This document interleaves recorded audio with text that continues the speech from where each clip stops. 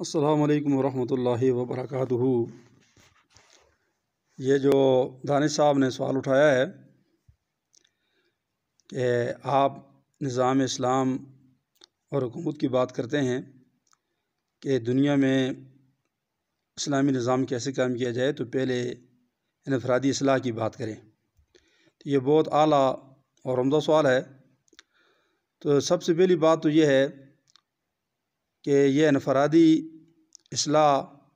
اور نظام حکومت کی جو بات ہو رہی ہے، یہ قرآن مجید اور حدیث رسول اور سیرت النبی صلی اللہ علیہ وسلم کو صحیح نہ سمجھنے کی وجہ سے یہ غلط فہمی عرصہ دراز سے ہماری عوام الناس کے ذہنوں کے اندر یہ پڑی ہوئی ہے۔ تو جس آیت کا حوالہ دیا گیا تھا کہ لَقَدْ كَانَ لَكُمْ فِي رَسُولِ اللَّهِ أُسْوَةٌ حَسَنَةٌ، کہ تحقیق تمہارے لیے رسول اللہ صلی اللہ علیہ وآلہ وسلم کا طریقہ ہی بہترین نمونہ ہے۔ یہ آیت سورہ احزاب کی آیت ہے، اور اس آیت کا جو سیاق و سباق ہے، یہ جہاد فی سبیل اللہ کے اندر جب منافقین جہاد سے کترا رہے تھے اور وہ جہاد سے دور رہنا چاہتے تھے، ان کا ذکر ہے پہلی آیت میں، اور بیچ میں یہ آیت ہے کہ لَقَدْ كَانَ لَكُمْ فِي رَسُولِ اللَّهِ أُسْوَةٌ حَسَنَةٌ، یہ درمیان میں یہ آیت ہے، اور اس کے بعد اگلی آیت میں اللہ تبارک و تعالیٰ نے مومنوں کی تعریف بیان کی ہے کہ وَلَمَّا رَأَى الْمُؤْمِنُونَ الْأَحْزَابَ قَالُوا هَٰذَا مَا وَعَدَنَا اللَّهُ وَرَسُولُهُ وَصَدَقَ اللَّهُ وَرَسُولُهُ وَمَا زَادَهُمْ إِلَّا إِيمَانًا وَتَسْلِيمًا، کہ جب مومنوں نے گروہوں کو دیکھا، احزاب کو دیکھا جو مختلف جتھے مسلمانوں کے مقابلے کے لیے تیار تھے، تو وہ گھبرائی نہیں، نہ انہیں وہ پسپا ہوئے، نہ انہوں نے ہمت ہاری، بلکہ انہوں نے یہ کہا کہ یہ تو اللہ اور اس کے رسول کے کیے ہوا وعدہ ہے، اور بے شک اللہ اور اس کے رسول کی بات سچی ہے، اور نہیں مگر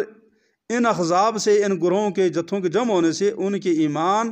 اور اسلام کے اندر اور اضافہ ہوا، بڑھ گیا۔ یہ لَقَدْ كَانَ لَكُمْ فِي رَسُولِ اللَّهِ أُسْوَةٌ حَسَنَةٌ والی جو آیت ہے، اس کا مفہوم ہمارے ذہنوں میں غلط بیٹھا ہوا ہے۔ ہم یہ سمجھتے ہیں کہ رسول اللہ صلی اللہ علیہ وسلم کی وہ سنتیں جن کا تعلق ہماری انفرادی ذات کے ساتھ ہے، مثال کے طور پر دسترخوان ڈال کر کھانا کھا لینا، مسواک کر لینا، پگڑی باندھ لینا، کرتا پہن لینا، سلوار ٹخنوں سے اوپر رکھنا، دائیں ہاتھ پر چلنا، یہ ساری چیزیں بے شک سنت ہیں۔ اس سے میں کوئی انکار نہیں کر رہا کہ یہ سنت نہیں ہے، یہ سنت ہیں، ان کا اسلام کے اندر اپنا ایک مقام ہے، لیکن تفریق یہ پیدا کر دی گئی ہے کہ ہم نے ایک گروہ ایسا ہے ہمارے اندر جو انہی باتوں کو سنت سمجھ رہا ہے، جبکہ اللہ کے نبی صلی اللہ علیہ وآلہ وسلم نے اپنے جو صحابہ کی جماعت تیار کی تھی، وہی ہمارے لیے نمونہ اور نقش قدم ہونا چاہیے کہ اللہ کے نبی صلی اللہ علیہ وسلم نے خود بھی اور ان کے جو سچے پیروکار تھے انہوں نے بھی اپنی انفرادی اصلاح بھی کی اور اجتماعی اصلاح بھی کی۔ اور اللہ کے نبی صلی اللہ علیہ وسلم کی اسی آیت کے تناظر میں آپ دیکھیں کہ اللہ کے نبی کا اسوہ حسنہ صرف یہ تھا کہ آپ صلی اللہ علیہ وسلم قرآن کی تلاوت کرتے تھے، تہجد پڑھتے تھے، اشراق پڑھتے تھے، چاشت پڑھتے تھے اور تسبیحات کرتے تھے۔ یا اللہ کے نبی صلی اللہ علیہ وسلم جس طرح اشراق، تہجد، چاشت پڑھتے تھے، مسواک کرتے تھے، پگڑی پہنتے تھے اور اچھا کھلا لباس پہنتے تھے، سلوار ٹخنوں سے اوپر رکھتے تھے، ایسے ہی رسول اللہ صلی اللہ علیہ وسلم باطل کا جو نظام تھا، اس نظام کے خلاف آپ نے پوری ایک ٹکر لی اور اس کو ختم کیا، اور اس کو ختم کر کے کتاب اللہ کے مطابق مدینہ کے اندر اسلامی اسٹیٹ قائم کی، اور آپ اس کے پہلے سربراہ مملکت منتخب ہوئے، اور اس کے بعد رسول اللہ صلی اللہ علیہ وسلم کے وصال کے بعد ابوبکر صدیق رضی اللہ تعالیٰ عنہ سب جانتے ہیں کہ وہ خلیفہ راشد مقرر ہوئے، اور پھر یہ خلافت راشدہ چاروں خلفاء تک یہ چلتی رہی۔ تو آپ کو یہ اتنی بڑی سنت نظر نہیں آتی؟ تو جس طرح وہ انفرادی اصلاح کی بات ہے، اسی طرح یہ اجتماعی جو نظام کی جو بات ہو رہی ہے، یہ بھی رسول اللہ صلی اللہ علیہ وسلم کا اسوہ حسنہ ہے کہ اللہ کے نبی صلی اللہ علیہ وسلم نے بادشاہوں کی طرف خطوط لکھے، اپنے صحابہ کرام کو جنگی تربیت کی، ان کو تیر اندازی کرائی، اور ان کو ایسا تیار کیا کہ جب نظام حکومت ان کے سپرد کیا گیا تو بڑی بڑی سپر پاور جو ہیں وہ زمین بوس ہوگی، اور اسلام پوری دنیا کے اندر بطور حکومت کے قائم ہوا، اور خلفاء راشدین کے زمانے تک وہ اللہ کے نبی کی جو تیار کردہ جو نظام حکومت تھا وہ بالکل اسی طرح قائم اور دائم رہا۔ اس لیے اس کو نئے سرے سے قائم کرنا، اس کو بحال کرنا، یہ کوئی اضافی مستحب کام نہیں ہے، یہ امت مسلم پر ایک فرض ہے، کیونکہ اللہ تبارک و تعالیٰ نے فرمایا کہ ان اقیم الدین، کہ دین کو قائم کرو۔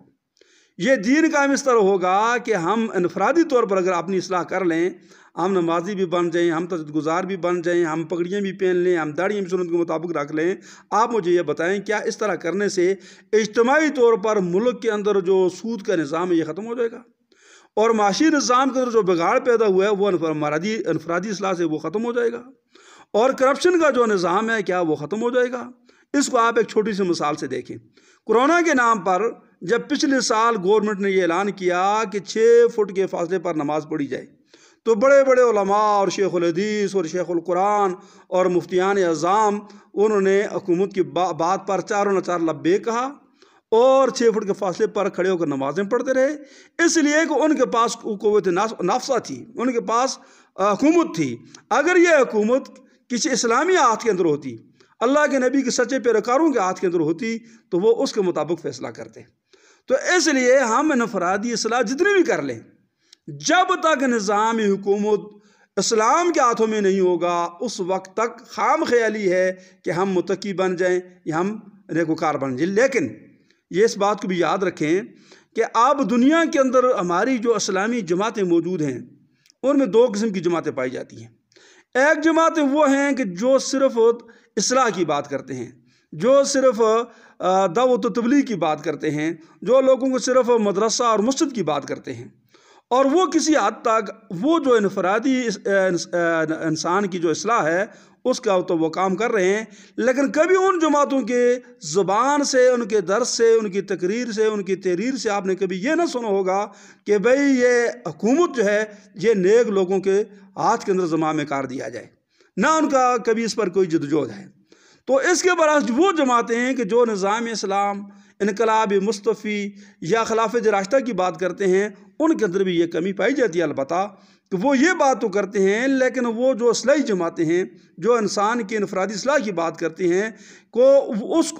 وہ بات ان جماعتوں کے اندر بھی ہونی چاہیے، اور جو جماعتیں انفرادی اصلاح کی بات کرتے ہیں ان کے اندر اجتماعی نظام کی بات ہونی چاہیے۔ یہ ہم نے تفریق پیدا کر دی ہے، اور ہمارے لیے پھر وہی آیت نمونہ ہے کہ لَقَدْ كَانَ لَكُمْ فِي رَسُولِ اللَّهِ أُسْوَةٌ حَسَنَةٌ، کہ بے شک تمہارے لیے رسول اللہ صلی اللہ علیہ وسلم کی زندگی بہترین نمونہ ہے۔ اور تو اللہ کے نبی نے فرد کی ذاتی اصلاح کی کوشش بھی کی اور ان کی اصلاح صحیح معنی کے اندر کامل اور اکمل کر دی۔ اسی طرح اللہ کے نبی نے اجتماعی نظام کی بات بھی کی، صرف کی ہی نہیں بلکہ اس کو قائم کر کے دکھایا اور اس کا نمونہ عملی طور پر پیش کیا، پھر ان کو خلفاء راشدین نے پیش کیا۔ تو میں نہیں سمجھتا کہ ہماری عقلوں پر کیوں پردے آ چکے ہیں کہ قرآن اور حدیث کی بعض باتوں کو تو ہم بڑے مزے سے لیتے ہیں اور بعض جو احکامات ہیں ان کو ہم بالکل نظر انداز کر دیتے ہیں۔ اس افراد تفرید سے نکل کر صحیح معنی کے اندر سیرت النبی کا مطالعہ کیا جائے، قرآن کا مطالعہ کیا جائے، حدیث کا مطالعہ کیا جائے۔ قرآن اور حدیث جس طرح انسان کی انفرادی اصلاح کی بات کرتے ہیں، اسی طرح نظام اسلام اور اجتماعی نظام کی بات بھی کر رہے ہیں۔ اسی لیے قرآن نے کہا وَمَن يَبْتَغِ غَيْرَ الْإِسْلَامِ دِينًا فَلَن يُقْبَلَ مِنْهُ وَهُوَ فِي الْآخِرَةِ مِنَ الْخَاسِرِينَ۔ فرمایا کہ اللہ تبارک و تعالیٰ جو کوئی بھی تلاش کرے گا اسلام کے علاوہ کوئی اور نظام، دین کے معنی قرآن نظام کے ہیں، کوئی اور نظام ڈھونڈے گا، فرمایا اللہ ہرگز اس کو قبول نہیں کرے گا اور وہ آخر میں خسارے کے اندر رہے گا۔ لہٰذا ہمارے عدالتیں، ہماری حکومت اور ہمارے اداروں کے اندر تو انگریز اور یہود و نصارہ کا قانون چلے اور ہم نیچے یہ سمجھے بھائی کہ ہم نماز پڑھ رہے ہیں، ہم انفرادی اصلاح کر رہے ہیں، تو ہم کس کی پیروی کر رہے ہیں؟ اس لیے اگر اللہ کے نبی صلی اللہ علیہ وآلہ وسلم کی پیروی کرنی ہے، انفرادی اصلاح بھی کرنی ہے اور اجتماعی نظام کی بات بھی کرنی ہے، اور وہ اجتماعی نظام جو شخص اس کو قائم کرنے کے لیے کھڑا نہیں ہوتا، کوشش نہیں کرتا، کل قیامت کے دن وہ مجرم ہوگا۔ اس لیے میرے خیال میں وہ جو سوال تھا اس کا جواب مکمل ہو چکا۔